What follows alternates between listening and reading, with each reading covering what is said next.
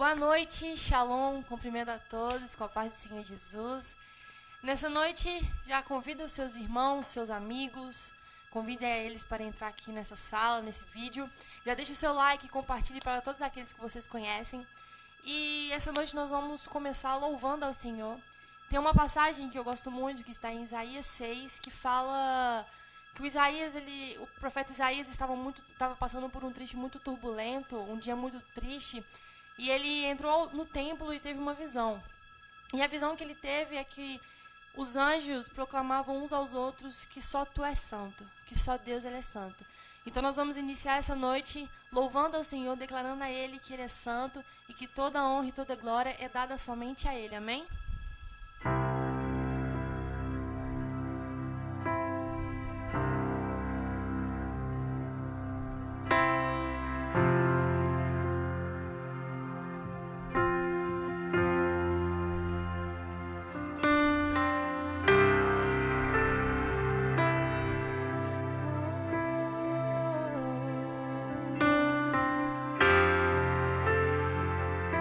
Louvando o Senhor na sua casa.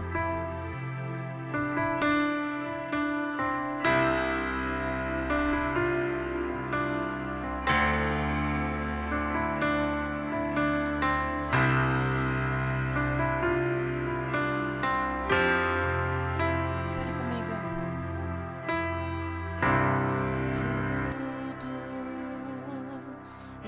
está preparado aqui. A casa e o meu coração também. Tu és o único motivo que me fez chegar.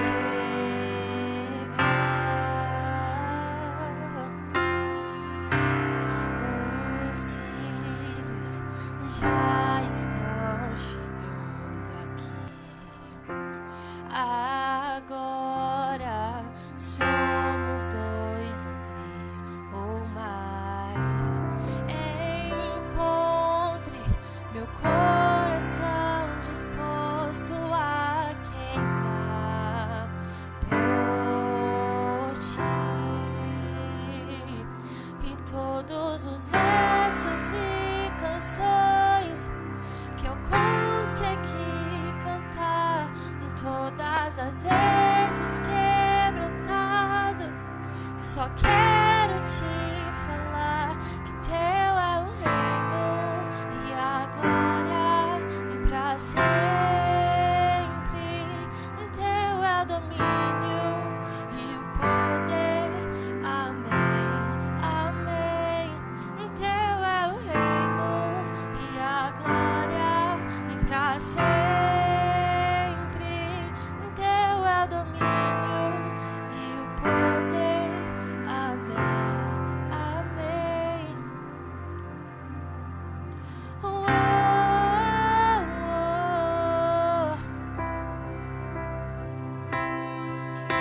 Oh, oh, oh. La ra ra ra ra ra ra. La ra ra ra ra ra ra. La ra ra ra ra ra ra. La ra ra ra ra ra. Jesus, declare: só tu és santo. Declare nessa noite que o Senhor é santo. Só tu és santo. E não há outro como tu. Não há outro como tu. Não há outro como tu. Não há outro como Jesus. Só tu és santo. Oh, só tu és santo.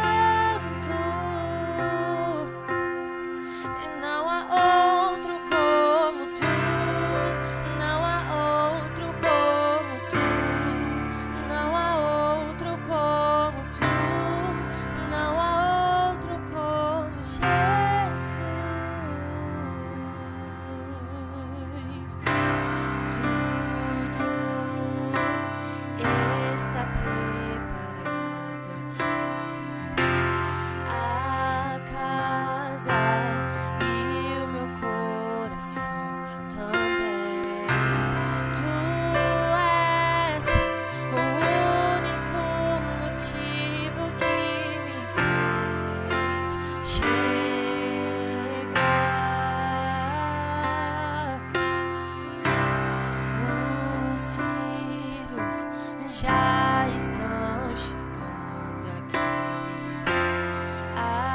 Agora somos 2 ou 3 ou mais. Encontre meu coração disposto a queimar por ti.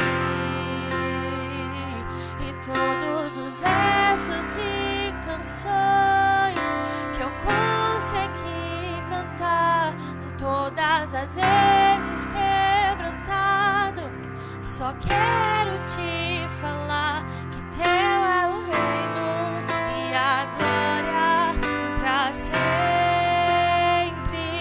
Teu é o domínio e o poder. Amém, amém. Que teu é o reino e a glória pra sempre.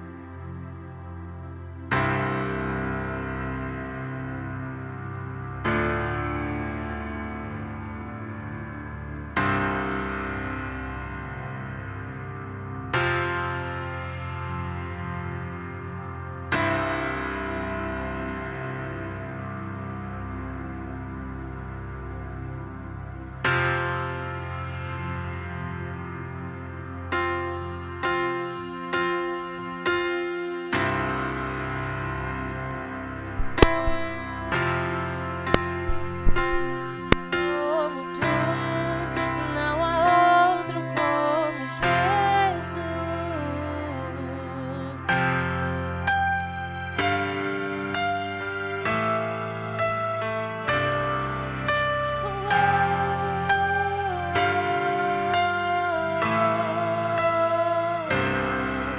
A morte vencestes, o véu tu rompestes, a tumba vazia.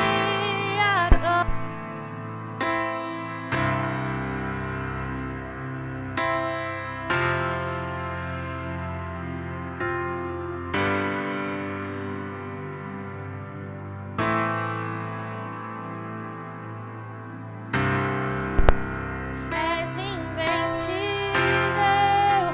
inigualável, e hoje pra sempre reinarás. E teu é o reino, e tu é a glória, acima de todo nome estás. Só tu és santo, Jesus. Nós te adoramos, tu és entronizado, Pai, em todo o céu, Jesus. E que nessa noite nós venhamos sentir a tua presença, Pai.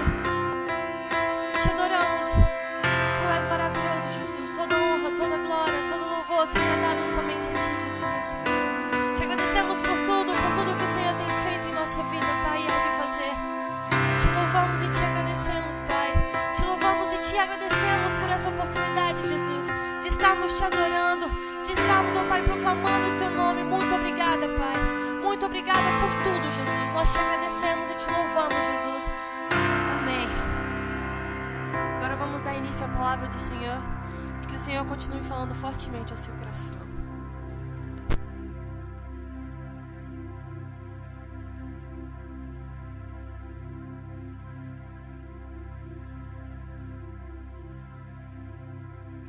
Shalom, queridos, que a graça E a paz do nosso Senhor e Salvador Jesus Cristo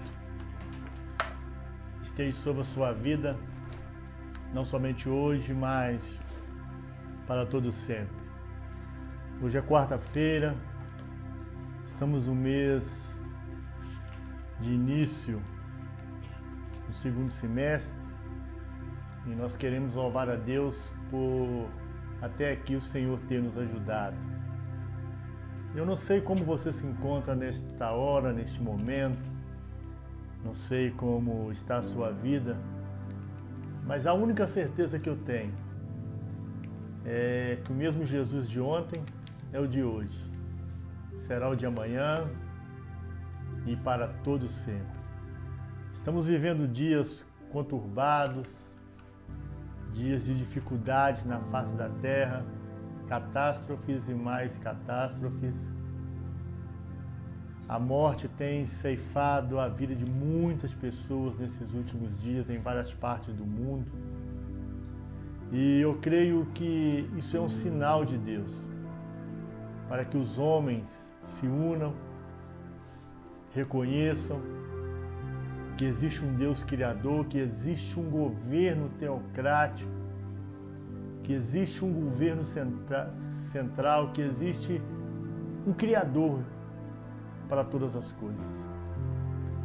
E eu quero compartilhar com vocês hoje uma palavra que se encontra no Evangelho de João, no Evangelho de Jesus Cristo, escrito por João, capítulo 8, a partir do verso 1. Evangelho de João, capítulo de número 8. Chama aí as pessoas para participar com você.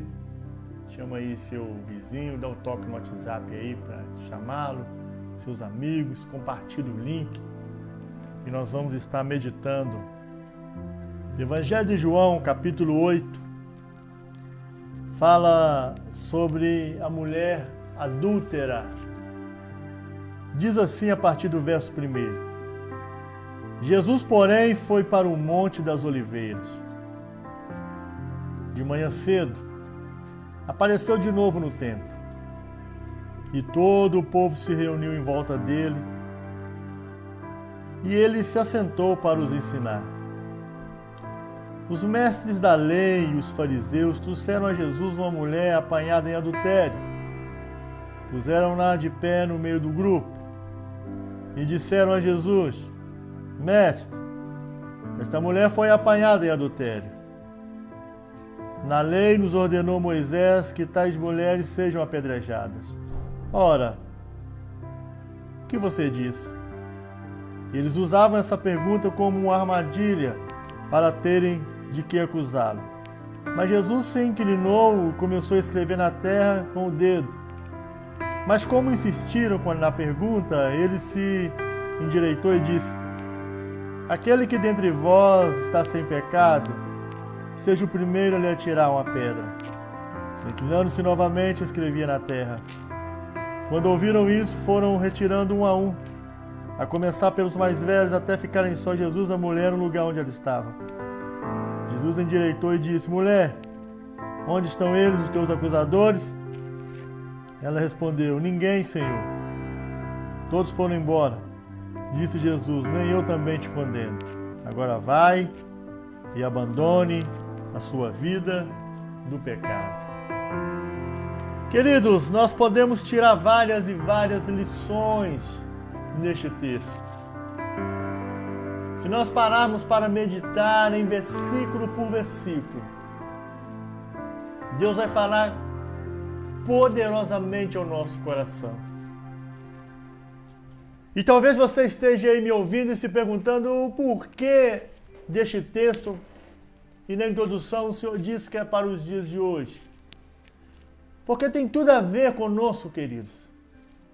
Não é indiferente os dias que Jesus viveu aqui na terra como homem, e desse João capítulo 8, do Evangelho de João capítulo 8, é a narrativa da história desta mulher adúltera.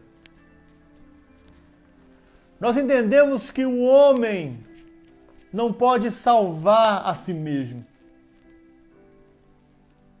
E só converter não é o suficiente. É preciso ser guiado pelo Espírito Santo. Só frequentar uma igreja, só estar em uma religião, não é suficiente. É necessário sermos guiados pelo Espírito de Deus.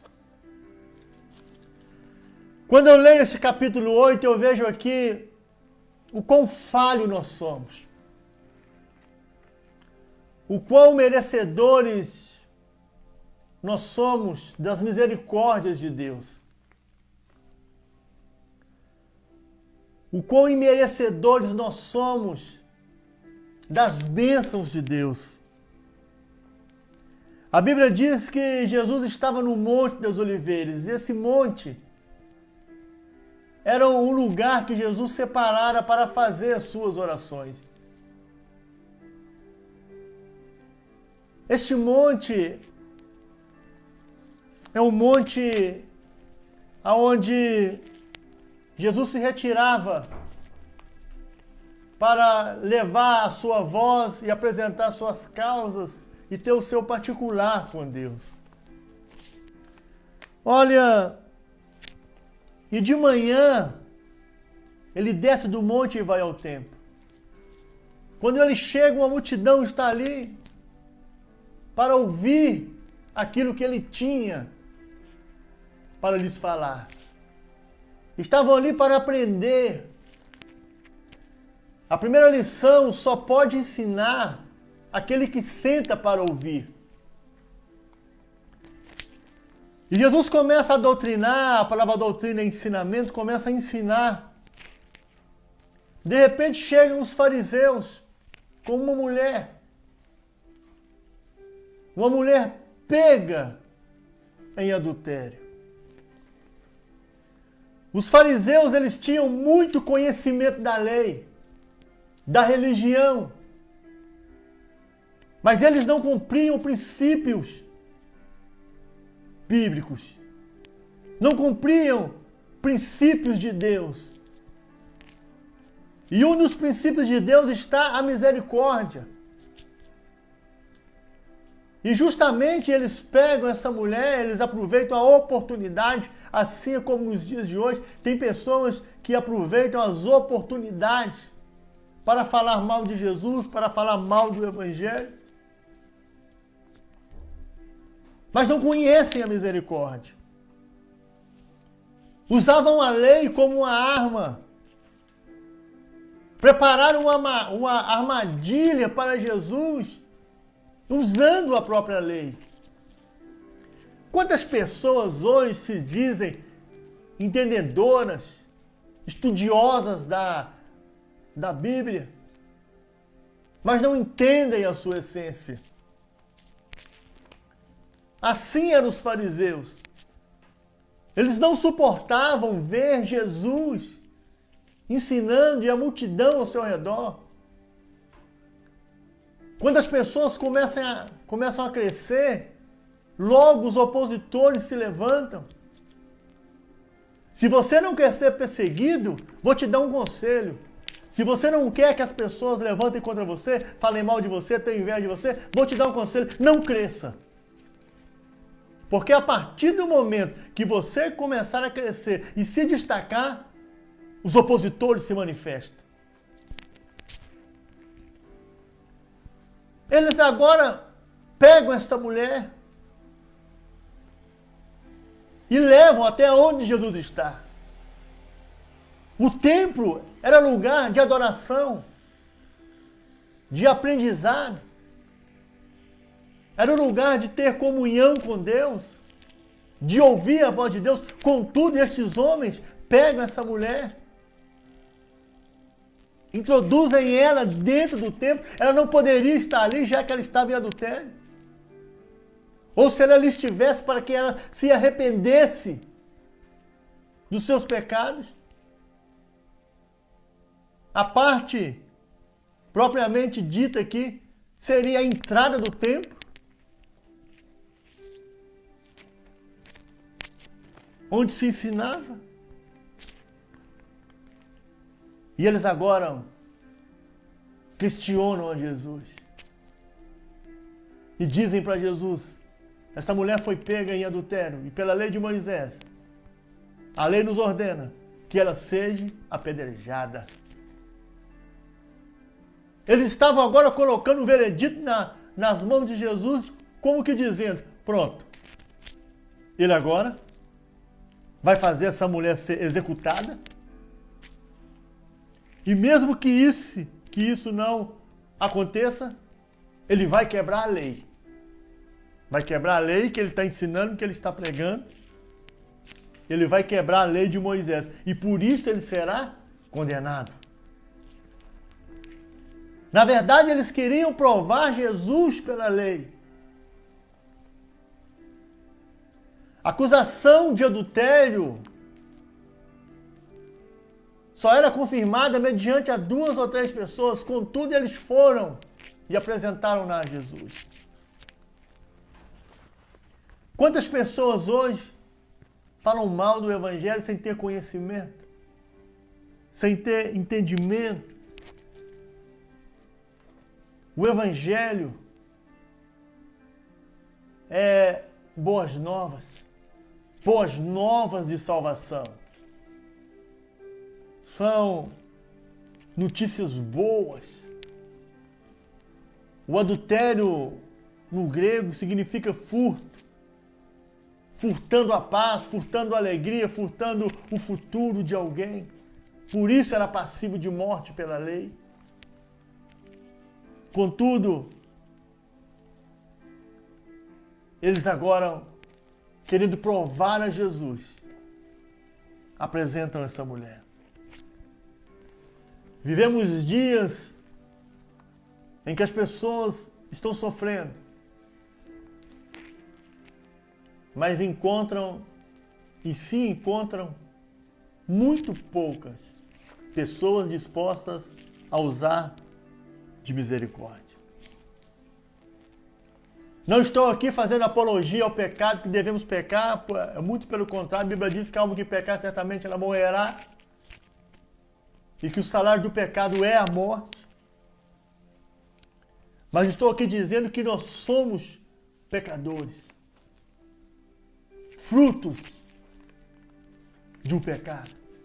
Nós nascemos do lado de fora do muro, não nascemos do lado de dentro.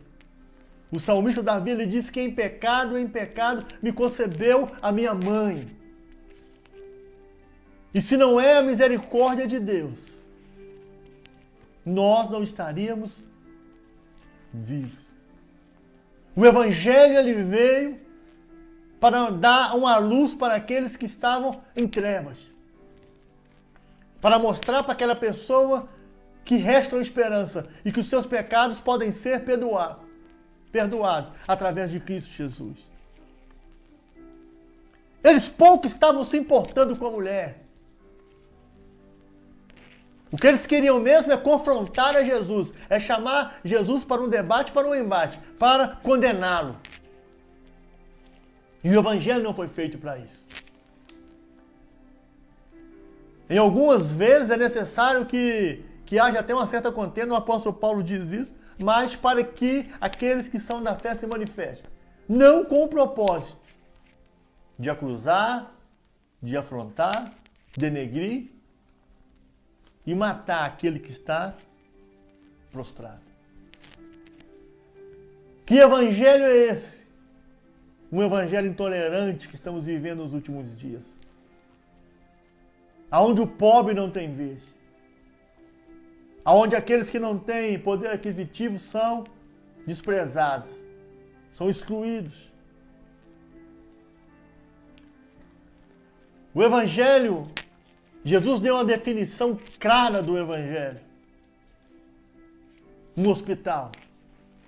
Igreja é lugar de pessoas doentes, pessoas que querem ser curadas, ter a vida transformada.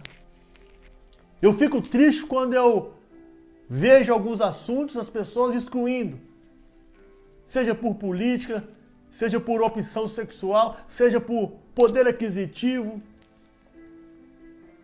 Quem somos nós? O Evangelho não é nosso. Nós somos pregadores do Evangelho. Mas nós não somos dono dele. Quem separa o joio do trigo não sou eu, nem é você. É o próprio Cristo. É Ele que sabe se nós somos sinceros ou se não somos. Eu vejo pessoas dando céu e dando inferno. Eu vejo pessoas com medidor, com termômetro espiritual. Ah, aquele ali é de Deus, aquele ali pode, aquele não pode. Quem somos nós, queridos? Quem somos nós? Somos carentes das misericórdias de Deus. Há poucos dias eu vi um cantor aí que eu até tinha uma certa admiração até então, mas que veio a falar contra pastores, porque na pandemia, você certamente deve saber quem é. Aonde estão os pastores? É muita gente querendo dar pitáculo aonde não é para entrar, aonde não sabe nem o que está falando. É muita gente sendo detentora da verdade e não sabe nem quantos livros tem na Bíblia. Não lê a palavra de Deus. São pessoas que falam aquilo que ouvem. Não sabem nem a fonte nem a origem. Se entendesse um pouquinho, iria saber que aonde Jesus nasceu, em Nazaré, foi o lugar que ele menos fez milagre. A própria Bíblia diz que ele ali curou os poucos. Ele teve que sair da sua cidade, porque ali não era honrado. E assim é nos dias de hoje. Deus não tem obrigação de curar todos, não, embora Ele queira fazer isso. Mas depende da fé. Depende do entendimento que a pessoa tem acerca dele.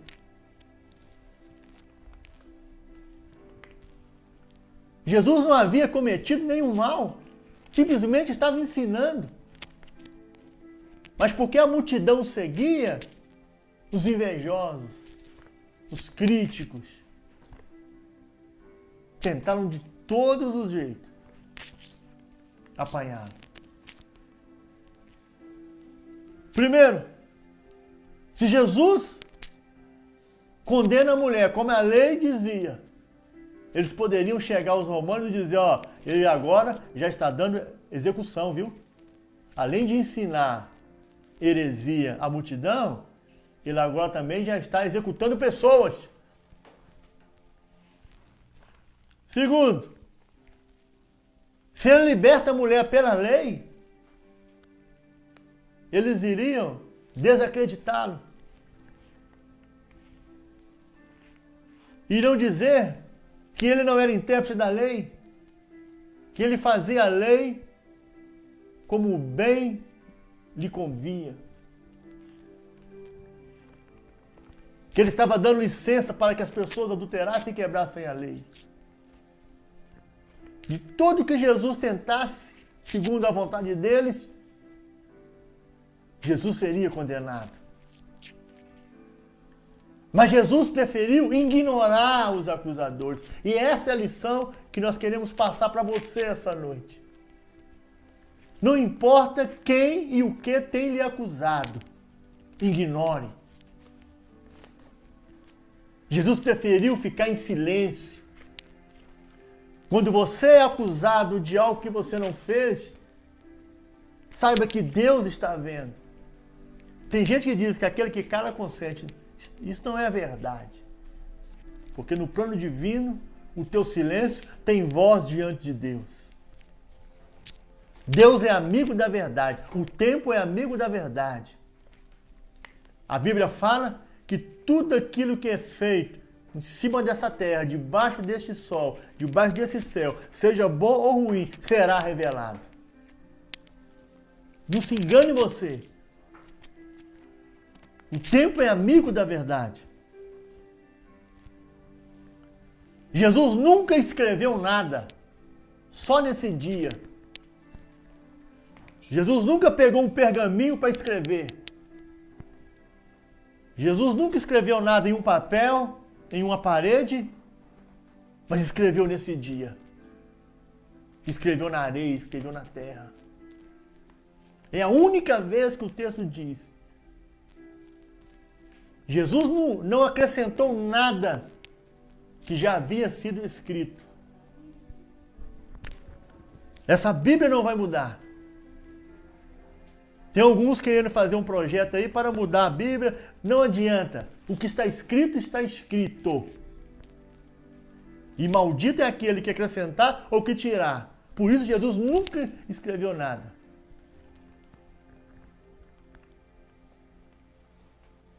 Jesus ficou em silêncio. Ele entendeu que a situação daquela mulher, a resposta estava nela. A resposta estava nos seus acusadores.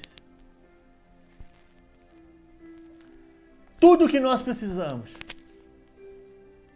Deus já deixou pronto. Então não era necessário que nada mais fosse escrito. Tudo o que nós temos que fazer é obedecer. Eu vejo muita gente sacrificando e pouco obedecendo. É perder tempo. A única vez que ele escreve na areia. Porque pecado perdoado é pecado esquecido. Para nos mostrar que quando nós nos arrependemos, ele muda a nossa história. A única vez que Jesus resolve escrever algo, ele escreve para uma pecadora. Para nos ensinar que quando nós nos arrependemos, ele muda a nossa história. Preste bastante atenção. Talvez você tenha sido alvo de inveja, de contenda, de palavras malditas contra a sua vida. Você está sendo perseguido, perseguida. Estão te injustiçando. Hoje Deus vai mudar a tua história. Hoje Deus vai mudar a tua história. Nós precisamos entender que Deus, ele é fiel. Que Deus, ele é poderoso para mudar a nossa história. A Bíblia diz que Jesus olha para olha para os fariseus e diz: quem dentre vós não tiver pecado, atire a primeira pedra. Nenhum de nós pode dizer que não é pecador. Nós somos salvos pela graça e pela misericórdia. Quando Deus olha para nós, ele vê a misericórdia do seu Filho, resplandecendo no sangue, que por ele foi derramado. E por isso, ele nos perdoa. A palavra de Deus tem que estar escrita no nosso coração, como diz o Salmo 119, versículo 10. Escondi a tua palavra no meu coração, para não pecar contra ti. Jesus conhecia quem eram os seus acusadores. Jesus conhecia quem era aquela mulher. Jesus sabia que eles eram mais pecadores do que ela. Mas mesmo assim, ele não a condena. No tempo de Jesus, às vezes nós queremos acusar as pessoas, eu vejo isso, e nos esquecemos que somos mais pecadores do que aquele, às vezes, que nós estamos condenando. O apóstolo Paulo diz: olha,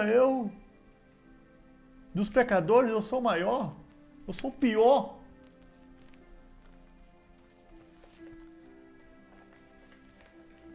Nós temos que entender, queridos, que nós somos frutos da misericórdia de Deus. E que a nossa vida aqui é passageira. A cada hora o número, se já não bastasse essa praga, esse anjo da morte chamado Covid-19 que tem rondado o mundo, temos catástrofes como a do Líbano. Precisamos orar. Tem famílias em luto. Tem famílias sofrendo, tem mães sofrendo. Tem famílias que foram dizimadas. A cada dia que passa, a humanidade está caminhando para o seu fim. E você aí do outro lado pensando poucas coisas, não se preocupa com a sua salvação, com a sua vida. Se esquecendo de onde você veio, de onde Deus te tirou.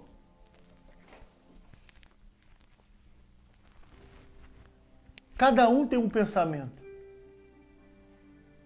Eu fui obrigado, vou falar o que eu vou confidenciar para vocês, que eu vi alguns cristãos, não estou aqui generalizando, eu como pastor vou falar, talvez a sua opinião, cada um tem a sua, é diferente da minha, mas o nosso prefeito esteve na Igreja Batista de Getsemane e eu vi, fizeram uma montagem daquilo que ele falou no passado, porque nós somos escravos daquilo que nós falamos. Aquilo que eu falo, eu sou escravo. E eu vi pessoas falando mal, dizendo que não podia e tal, que não sei o quê. Queridas, o apóstolo Paulo era pior. Perseguia, prendia, matava. E hoje nós pregamos sobre ele. As pessoas mudam. E é isso que Jesus nos ensina. Eu fui contra muitos, entrei em debate, pessoas me crucificaram alguns, outros me apoiaram. Eu, como pastor, como líder, eu tenho que orar pelo nosso prefeito, quem sabe ele converte. Se ele falou que não gosta de 10%, que ele gosta de uísque, isso é um problema particular dele, querido. E se ele se converteu? E se ele mudar? Assim como eu mudei, como você mudou. Igreja é um hospital. Igreja não é o Rotary Club. Não é o clube da Luluzinha que só entra quem a gente quer. Igreja é para isso. É isso que Jesus nos ensina nesse capítulo 8. Se ninguém te condena, nem eu vou te condenar. Que evangelho é esse que estamos vivendo? Ah, a pessoa não pode ir porque é homossexual. Não pode ir porque é a sua opção sexual. Porque é um drogado, porque é uma prostituta, porque é um mesmo presidiário. A igreja é para isso, é para essas pessoas. Jesus foi bem claro, os sãos não precisam de médico. Que precisam são os enfermos. E ele próprio diz, vinde a mim todos vós que estáis cansados e oprimidos, e eu vos aliviarei. O Evangelho é o Evangelho de libertação, João 8,32. Se pois o Filho vos libertar, verdadeiramente sereis livres. É o 36. O 32, conhecereis a verdade vos libertará.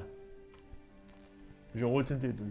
Conhecereis a verdade vos libertará. É preciso que essas pessoas conheçam a verdade para que elas sejam libertas. O 36 diz, se o Filho vos libertar, verdadeiramente sereis livres. É Jesus que nos livra. E falaram, eu falei, não, está totalmente errado isso, gente. Ele tem que ir para a igreja mesmo.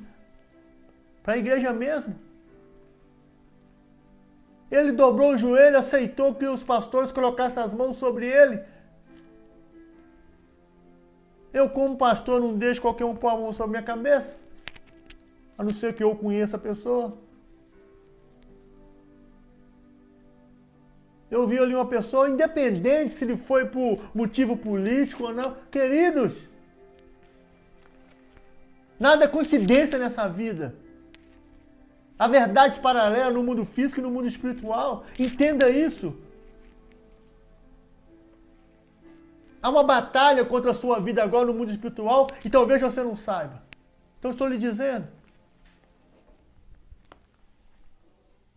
Todos nós somos imerecedores. Nós não merecíamos. Mas nós temos direito à graça e à misericórdia de Deus. Te garanto que você tem coisas aí que você não gosta nem de pensar que você já fez. E ai de você se alguém souber. Nem assentado do seu lado da igreja sentam. E talvez coisas que você faça.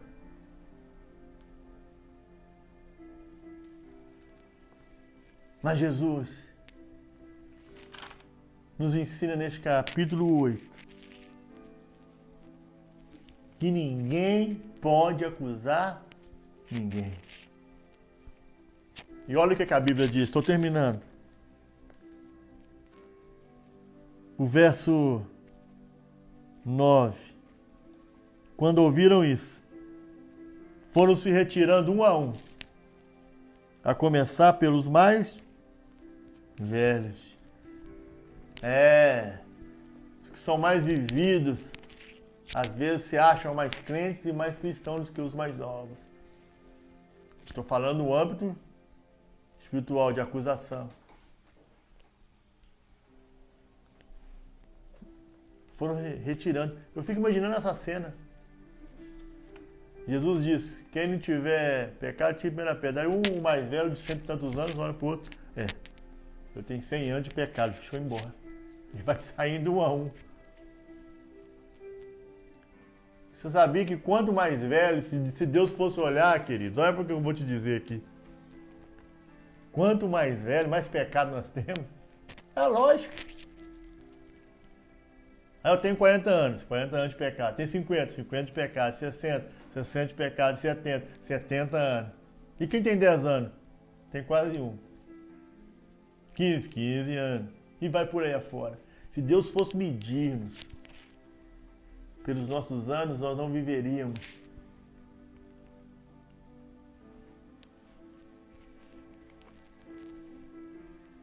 Mas quando nós olhamos para nós e nos arrependemos, Deus muda a nossa história. Essa mulher foi liberta. Ela conheceu a verdade. Primeiro, ela foi liberta em 3 áreas. Primeiro, dos perseguidores e opositores. Você sempre vai ter na sua vida, viu? Perseguidor e opositor. Você sempre vai ter isso na sua vida. Não adianta. Ah, pastor, não quero, mas você tem. Estava estudando sobre José e eu fico tentando entender, até comentei com a minha esposa, com meus filhos aqui em casa. Como é que pode? Alguém tem inveja de um sonho. Aí eu sonhei essa noite com isso aqui, a pessoa tem inveja. Se tiver de José, é porque é uma verdade paralela. Tem sonhos que são proféticos. É preciso você ter discernimento. Se são ruins, pode representar livramentos, Deus te mostrando coisas que estavam para acontecer. Se são bons, Deus está te mostrando coisas que é possível acontecer na sua vida se você levar uma vida de disciplina. Mas sempre que você se destacar e você crescer, a oposição vai surgir. Então ela foi absorvida em 3 áreas. A primeira, dos perseguidores e opositores. Segundo, da acusação espiritual, que faz separação de Deus e dos homens. Me lembro que a minha esposa, em determinado ministério, ela sentou, ela ficava sozinha no banco, ninguém sentava do lado dela. E a tinham como pecadora. Isso mata espiritualmente uma pessoa. Se você não encontra ajuda na igreja, se você não encontra ajuda na religião, nos seus líderes, você vai sofrer. E vou dizer uma coisa para você, querido, por experiência do fundo da minha alma. Sofrimento espiritual mata. Eu conheço pessoas que estão afastadas e não conseguiram voltar até hoje por causa de uma palavra maldita dentro da igreja. Uma palavra maldicente. Acusação espiritual. Isso fere. Se você está ferido, porque foi ferido da religião, dentro da igreja, por líderes, por irmão, por irmã, eu vou orar por você para que Deus cure essa ferida. Porque a ferida espiritual, ela nos separa de Deus. Esses homens levaram essa mulher para que ela fosse crucificada espiritualmente dentro do templo, por um líder religioso. Mas não foi isso que aconteceu. Jesus curou a alma daquela mulher. Aonde estão os teus acusadores? E ela diz, foram embora, Senhor. O interessante é que ela ficou esperando a última palavra de Jesus. É aqui que eu quero chegar com você para terminar. Ela poderia ter ido embora com eles.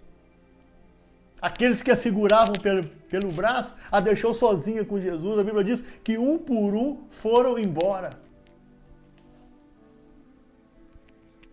E ela fica só com Jesus. E a coisa mais linda que eu acho é que quando nós estamos a só com Jesus, Ele fala ao nosso coração. Você está ferida? Está ferido, querido?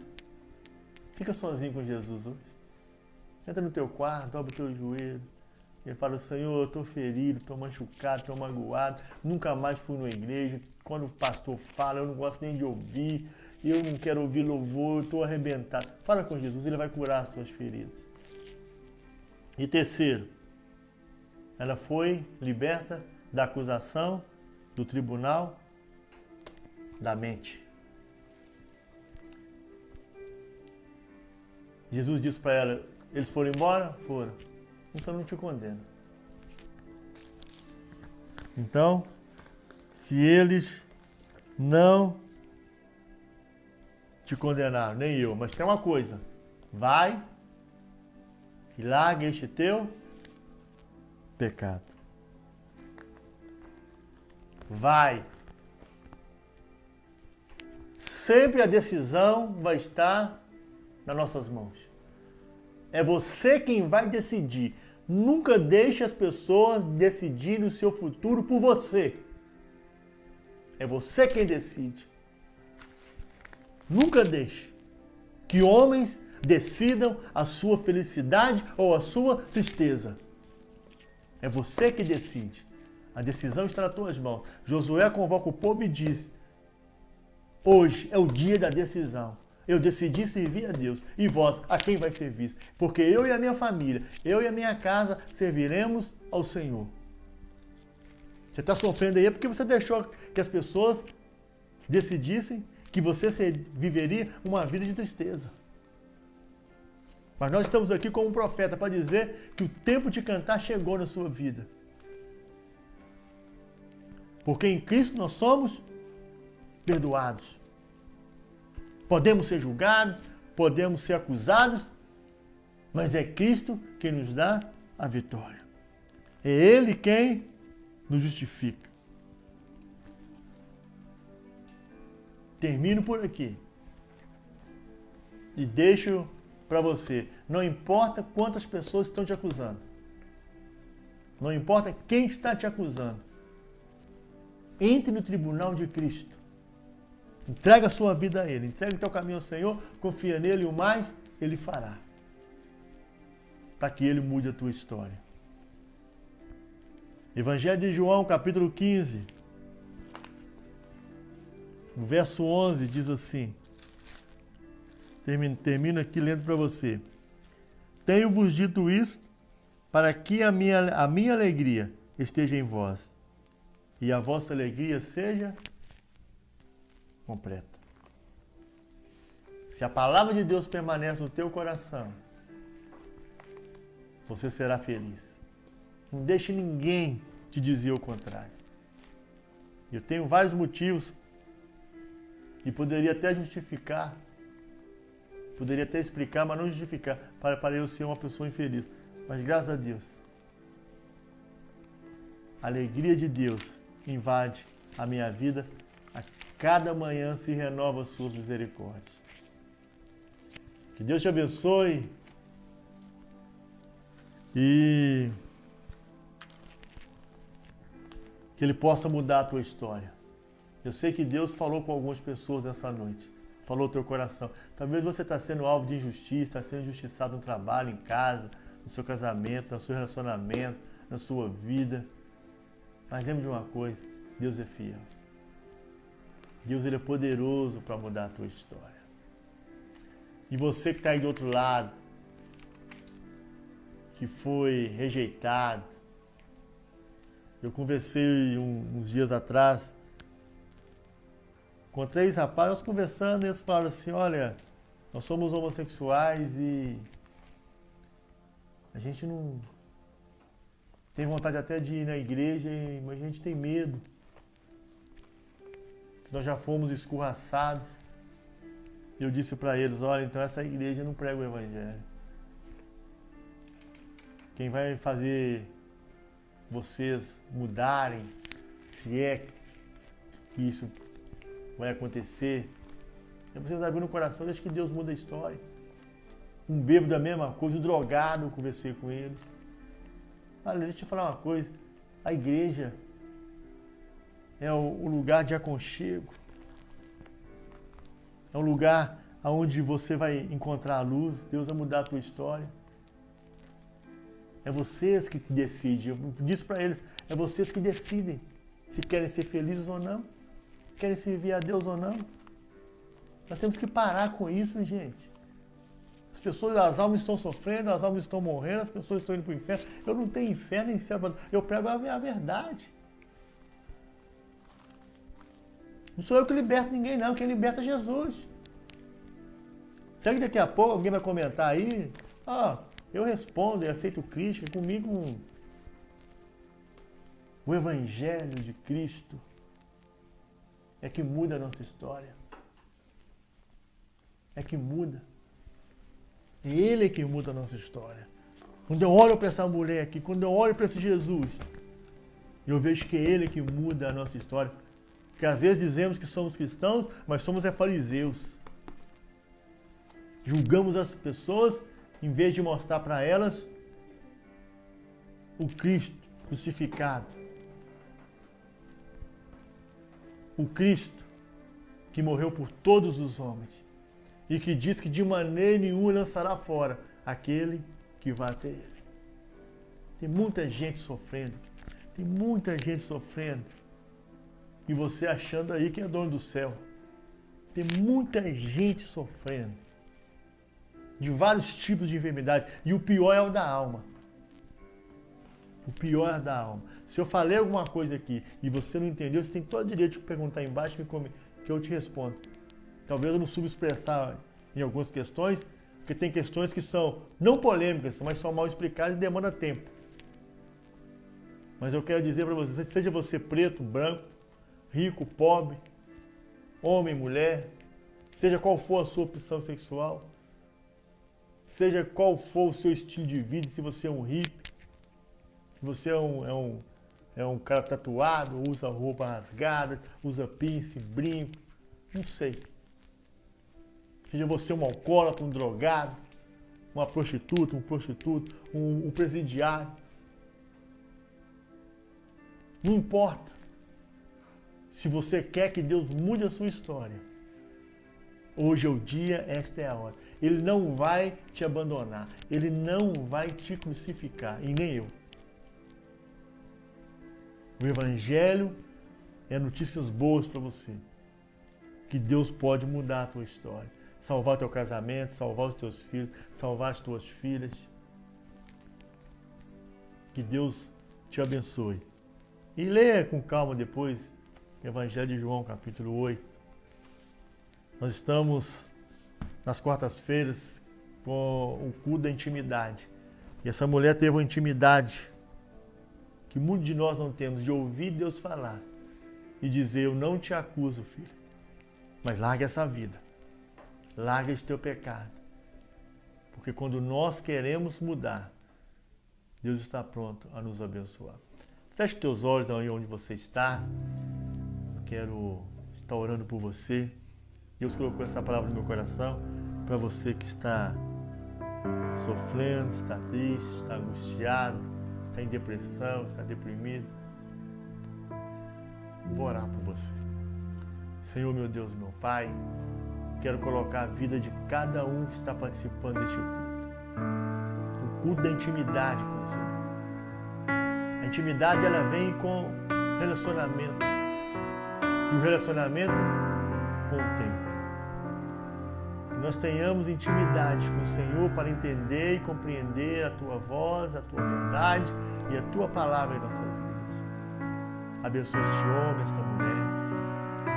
Abençoa essa pessoa que está enferma, está presa, está passando por um momento de luta, de dificuldade, de dor, de sofrimento. Essa pessoa que foi injustiçada, foi acusada, está machucada e magoada. Cura a alma delas. Abençoa elas. Liberta sua mente da escravidão. Dê a ela um coração novo, uma mente nova, renovada no Senhor. Abençoa, Pai, o Líbano. Abençoa a cidade de Beirute. Abençoa, meu Deus, as famílias que estão vivendo esse momento de dor e de sofrimento, porque são os nossos irmãos. São filhos do Senhor também. Ali tem cristãos, ali tem pessoas que professam o nome de Yeshua. E tem pessoas ali, como em Nínive, que precisam da Tua graça, da Tua misericórdia, porque não sabem decidir da mão direita para a esquerda. Abençoa, meu Deus. Abençoa os ministérios, abençoa as igrejas. Esse pastor que está pensando em fechar por causa das dívidas, que está com os aluguéis atrasados, essas igrejas que estão passando dificuldade, o Senhor é o nosso recurso. Abençoa cada dizimista, cada ofertante, porque são eles que fazem o acontecer. Senhor, muito obrigado. Nos dê uma semana abençoada, em nome de Jesus e Cristo. Amém. Queridos, não vai ser possível ser para a nossa igreja no domingo, estar no culto presencial, porque ainda tem algumas pendências que nós estamos resolvendo durante essa pandemia, concernente a algumas coisas da nossa igreja, mas estamos trabalhando, mas vamos estar aqui pregando, orando por você. A igreja é independente da parede, da placa, a igreja sou eu e você, e o que nos une é uma aliança que nós fizemos no dia que você entrou na nossa igreja e está caminhando conosco. Nós temos essa aliança. E eu aprendi essa semana, através do meu apóstolo, que a aliança só pode ser quebrada quando a parte mais forte quer. Então nós temos aliança com Deus. E Deus nos diz que essa aliança será eterna. Amo todos vocês. Minha família está aqui nos bastidores, na produção. Que Deus os abençoe.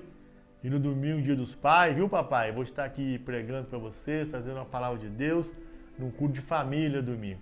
Deus os abençoe. Fiquem todos com a graça do Senhor Jesus Cristo. Uma boa noite. Shalom.